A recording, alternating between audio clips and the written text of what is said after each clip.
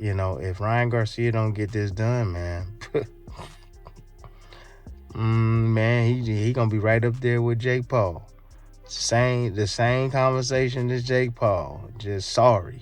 You know what I'm saying? I predict it's gonna be a bloody fight. I'm being dead serious. I ain't gonna need saving. I think it's gonna be a lot of cuts. I'm just saying. Might be. Mark my words. And I think he's gonna need to stop it, but he won't. Yeah. Timothy Bradley dropped a bombshell when he said the real X factor in the Ryan Garcia versus Mario Barrios fight might not be either fighter. It might be the man standing in the corner. I think, again, let's go back to the trainer. I think it's going to favor Barrios, the fact that he knows that his trainer knows Garcia. It's going to favor him. Bradley believes Joe Goossen's presence with Barrios could quietly tilt the entire fight. The reason is simple but powerful. Goossen once coached Garcia. That means he has first-hand knowledge of Garcia's habits, reactions, weaknesses, and the small technical flaws that only a trainer sees in the gym. Bradley views that insight as a serious weapon, suggesting that understanding how Garcia behaves under pressure could help Barrios build a smart, targeted plan to break him down. From Bradley's perspective, this is not just another title fight. It is a chess match layered with inside information. Goossen has seen Garcia spar, knows how he prepares, and understands what he does when things go wrong. That familiarity could allow Barrios to anticipate patterns instead of reacting blindly. The approach, on how to get to Ryan Garcia. He's seen him in sparring, for a couple of years. He's worked a couple of Ryan Garcia's fights in Goossen. So, that's going to be very beneficial because he has inside information on Ryan. When Bradley looks at Barrios himself, he sees a durable, composed, and fundamentally sound welterweight. Barrios may not always be the flashiest athlete in the division, but he carries himself like a complete fighter. His basics are sharp. His understanding of distance and timing is mature. Bradley especially highlights Barrios' jab and right hand as elite tools. Against a fighter like Garcia, who tends to hold his chin high and upright, those straight punches could become a major factor. A disciplined jab followed by a clean right hand could repeatedly find its target if Garcia fails to adjust. Still, Barrios is not untouchable. Bradley points out that he has shown vulnerability to body shots in past fights. Heavy hitters have managed to slow him down by digging downstairs. Another concern is how quickly Barrios' face can swell when absorbing clean punches. In a high-stakes championship fight, visible damage can influence momentum and even officials. Bradley also notes that Barrios sometimes lingers too long in the pocket after finishing combinations. I think Barrios has better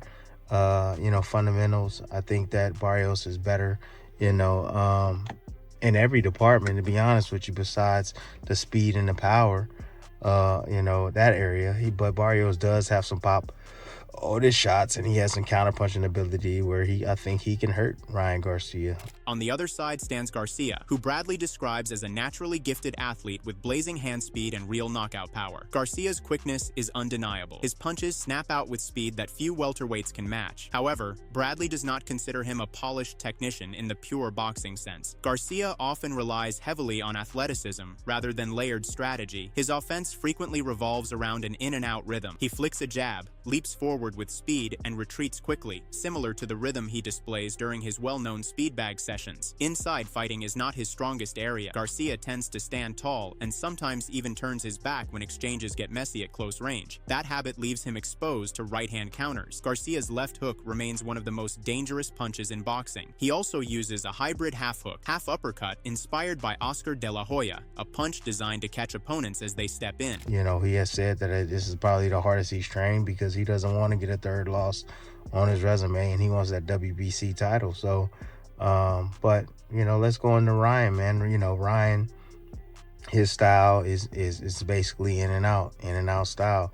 Yes, can he box, off his back foot? Yeah, he can. It's not his strong suit. It really isn't. For me, I think Ryan does better when he's coming forward, when he's being aggressive.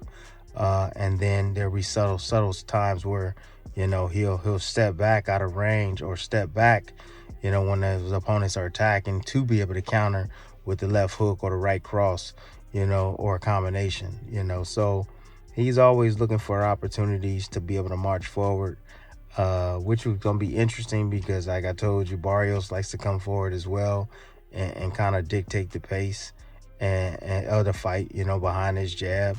And so it's going to be interesting to see who's going to go back on their back foot, man, and try to, set counters or traps for each other. Bradley ultimately predicts violence. He does not see this fight going to the judges. In his view, the matchup has knockout written all over it. Either Garcia lands his signature hook while Barrios steps into range, or Barrios times Garcia's predictable exits with a perfectly placed right hand. The stakes for Garcia feel especially heavy. A defeat would seriously damage his credibility at the championship level. A victory, however, would silence doubts and prove he belongs in the world title conversation. Do I see this fight going a distance? I don't. I don't think this fight's going to go to distance. I think there's going to be a knockout in this fight. It's either going to be either Ryan Garcia catching him as he's coming in, or vice versa. You know, you're going to have Barrios catching Ryan Garcia as he comes in, or even if he exits, you know, with a right hand or something like that, man. I see Ryan having a hard time with just, again, the IQ of Barrios. Say whatever you want to say about him. You know, Barrios is tough. He's gritty. He's solid all the way around. You know, offensively, defensively, he's solid. You know, whereas Ryan Garcia is there's a lot of holes in areas. He's not a good inside fighter. He turns his back on the inside. You know, he stands straight up, you know, a lot of the times. And, you know, he'll go into like somewhat of a, you know, low lead hand, leaving himself wide open for right hands. You know, when he's sometimes when he's in close, he doesn't really have not too many tools at his disposal, other than, you know, when he's outside and he'll try to use like a post outside to kind of like, you know, keep you measured, you know, throw a right hand behind it. But he's just looking to flash in with combinations anytime he can, and then just get out, flash you with combinations and then get out. That's it, and catch you with the left hook.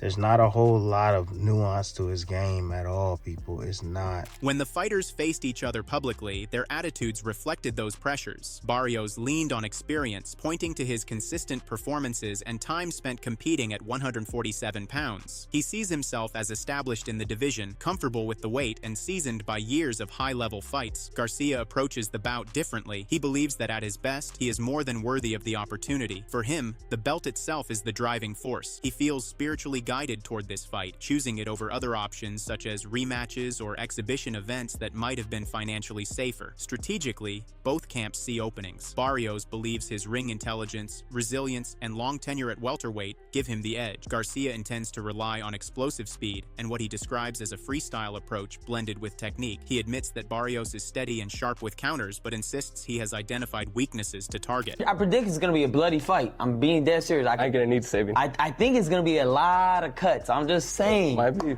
Mark my words. And I think he's going to need to stop it, but he won't. Yeah. Well, hey, you're a warrior. You're Aztec warrior, so 100%. Right? So, ooh, it's going to be good. Oh, I cannot wait. Let's go. I know what he's training like. I know everything. You know, they could say, oh, he knows, but he didn't train with me long enough. I know, been knowing Joe since I was 17. I know exactly, and I haven't trained with him. I just watched him, so I know exactly how he trains his fighter, exactly what they're doing. So to me, it was like, oh, thank God you gave me an advantage. Like, it's just another advantage for me. And, you know, word leaks, things leak, you know. Joe was a part of that. I don't want to get too into it, but, you know. You think Joe was leaking stuff out of you? I don't know. I didn't say that. Allegedly. I don't know. I have no clue. Mario, a lot of trainers in boxing. Why'd you go with the one that used to train Ryan Garcia? I'm in like a position with these next couple years. I want to do as much as I can with boxing. And I mean, I was having like little issues in my last couple camps, and it was just kind of one of those things that me and my team felt that I needed to do in the moment. You know, change the scenery, change this. And I mean, the move with Joe, it had nothing to do with Ryan. Like that was gonna happen regardless of whether this fight was made or not. You think it was a coincidence? Yeah, I mean, I don't know. Yeah, I think it was. I don't think it was more like I don't think it was like, hey, I'm gonna do this to try to throw him off. I'll be real. I think it was a missed chess move. I don't think it was a good chess move, but we'll see. Why don't you think it was a good chess move? I just don't think it's a good fit for him. I don't. I think, you know, Bob was cool. But Bob, you know, Bob was a good trainer, so we'll see. We'll see, though. Maybe he can prove me wrong. The subplot involving Joe Goossen adds tension. Garcia argues that familiarity works both ways. Having known Goossen since his teenage years, he believes he understands how the trainer operates. He even floated an allegation that details from his own camp might have been shared, though he acknowledged that claim lacks proof. Barrios dismisses any conspiracy angle and maintains that bringing Goossen into his corner was a career decision independent of the opponent. He expresses full confidence in the game plan and being crafted to exploit Garcia's style. Garcia predicts a brutal encounter filled with blood and cuts. He warns that Goosen has a reputation for allowing fighters to push through punishment rather than stopping fights early. In Garcia's view, Barrios will not be rescued if things turn ugly. Barrios embraces that possibility. He presents himself as a warrior willing to endure hardship, someone who has gone out on his shield before and is prepared for another war if necessary. Ryan said, Joe's not going to stop this fight. It's going to be a physical fight, a bloody fight. You're smiling when you're hearing that. Is that the kind of fight you want? Not necessarily that's the fight I want, but it's never a fight that I shy away from. I've gone out of my shield before. Like I said, every time I step in there, I give it, whatever I have that day. And if that's the way like this fight goes, if it ends in a bloody battle, then it does. And I've never shied away from that. I respect that. I honestly do. I do see that in him. He definitely gives everything he got in that ring, and it's dope to see. Do you think that we didn't see that power in the last fight against Rolly? And sure, there were a lot of reasons, like you talked about there. But are you certain? Are you confident that that power of yours that we saw at 135 to a degree at 140 is still there? 100%. Yeah, it's just some people just have off nights, brother. Tom Brady can't have a great night every night. You know what I mean? It's just one of those things that didn't come in top form. And I was looking like a deer in headlights. This is what it is. But in the end of the day, if you really watch the fight, I really didn't really get hit too much. I just didn't throw. I lost because I was uninterested in the fight. But if you watch it, I didn't really get hit consistently. It was just like I kind of almost just didn't take it. It was there for me to win. I just didn't throw no punches. So neither man wants to absorb a third career loss. Garcia speaks openly about how crucial this moment is for his legacy. He refuses to drift into the category of fighters burdened by multiple defeats without a defining title win. Barrios echoes the urgency. Each time his championship is on the line, he sees years of work and sacrifice hanging in the balance. Outside observers have also weighed in. Robert Garcia highlights a pattern that concerns him. He points out that Ryan Garcia has separated from 3 elite trainers over the course of his career: Eddie Reynoso, Joe Goosen, and Derek James. All 3 are widely respected at the top level of the sport. For Robert Garcia, repeatedly leaving world-class guidance raises questions about stability and long-term direction. 3 top trainers that would have done a great job: Eddie Reynoso, Joe Goosen, and Derek James. Correct. And he's not training with neither of them. He's training with his dad, which I'm not saying the dad is not, the dad brought him through the amateurs, but when he left his dad or went to seek a different trainer, before he came back to that, he went through 3 different trainers. Wow. That means what do you mean? All 3 are not good enough to, they're all 3 are the best in the world. Here's the question. Did Ryan Garcia ever allow those trainers to be the boss? That's why he's back with his dad, because he's the boss. That's why. Yeah. Look, Joe Goosen, I know Joe Goosen. My brother used to train with him. He's not gonna just let you get away with stuff like that. Derek James shouldn't either. Eddie Reynoso doesn't need. He's made so much money with Canelo that if you want to come to me, it's gonna be under my rules. And if that didn't work, then Ryan's back. So that's I give that big advantage to Barrios to even pull that off. See, that's the thing about boxing, and Big Baby Miller pointed it out, because there's no structure. Jose Benavidez Sr. offers a balanced view. He recognizes Garcia's exceptional speed and dangerous hook. In his eyes, Garcia absolutely has the physical ability to knock out Barrios if he arrives fully focused and disciplined. However, Benavidez worries about the distractions that have surrounded Garcia's personal life and career. If mental clarity is lacking, he believes the experienced Barrios will take advantage. Barrios' steady activity and history against strong opposition could provide a psychological edge over a younger fighter who has dealt with controversy. You got Ryan Garcia and Mario Barrios. That's another interesting fight, man. Mario Barrios has fought everybody, bro. He has proven himself. He has gone up, down, and stayed there in wars, I think Ryan Garcia is a super talented kid, bro. Super fast, super really good hook. He's a good fighter, man, but distractions, man. If he can put those distractions to the side and we see the real Ryan Garcia, man, I would say that he can probably stop Mario Barrios, Mario Barrios, because he's been in a lot of wars. but he's still a dangerous fighter. But if Ryan Garcia, comes like how he always comes, I think Mario should take him and look impressive. Sean Porter delivers perhaps the most sobering analysis. Porter's words carry weight. He was troubled by Garcia's performance against Romero, considering it below championship standard. Porter warns that if Garcia does not sharpen his offensive tools and arrive in peak condition, Barrios could dominate him over 12 painful rounds. No, Ryan did not look good against Rolly Romero. Didn't look good at all.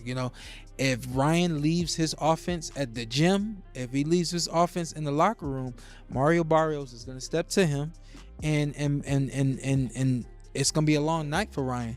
The other side of that is Ryan's got to be fast, because Mario and his team, they're going to be prepared. They're going to be prepared for that left hook. They're going to be prepared for a lot of the offense that's coming right at him, and Ryan just has to be on point. If Ryan's on point, he probably will win that fight by knockout. If he wins that fight, it should be by knockout. If Ryan is on point, he should get past he should get past Mario Barrios, and the fight with that we all want to see with Haney is right there for us. Richardson Hitchens shares similar concerns. After reviewing Garcia's bout with Romero, he noticed hesitation and an over-reliance on a single weapon. Hitchens questions whether Garcia possesses the adaptability required when Plan A fails. While Garcia appears to be in better physical shape during this training camp, Hitchens doubts his ring IQ under pressure. He believes Garcia often defaults to his signature hook, making him predictable against disciplined opponents who study his tendencies carefully. If somebody has a game plan for the hook, he's going to get beat. Who wins? Barrios or Ryan Garcia? I don't know. Ryan kind of turned me off with that Rolly fight. Didn't you say something about where he was training? Because I mentioned it too, that he would look like he was training in his house. Yeah. But he could be trolling and really training. No, it look like he's in the gym now. Yeah. It look like he's in the gym. He look like he's trimming down. He look like he's in shape now. Definitely looking in shape. Yeah, he's definitely like he's getting smaller. He's trimming down. I was looking at his pictures. I'm like, yeah, he like he's getting ready to fight. But what turned me off about Ryan was when I was watching him and Rolly, like ringside, it looked like Rolly froze him. Like after the second, third round, Rolly dropped him. It looked like he was very hesitant. And it looked like all he was looking for was that hook. Like he was waiting for that hook. Ryan is a super talented fighter, but IQ-wise, he only knows but few things. Like he's always gonna resort back to that hook. And if Barrios comes into the right game plan, with the right game plan, it's going to be the same. If somebody has a game plan for the hook, he's going to get beat. All these viewpoints combine to paint a compelling picture. On one side stands a champion grounded in experience, fundamentals, and steady discipline. On the other is a gifted but sometimes unpredictable challenger with explosive tools and immense pressure on his shoulders. The presence of a former trainer in the opposite corner adds intrigue. Whether the fight ends with Garcia detonating a lightning-fast hook or Barrios timing a precise right hand, most observers agree on one thing: it is unlikely to be dull. The matchup blends power, strategy, personal history, and high stakes. For Garcia, it represents a crossroads between promise and proof. For Barrios, it is a defense that could cement his standing at welterweight. As Bradley suggested from the beginning, the smallest details, perhaps even the knowledge held by a trainer, could decide everything when the bell rings.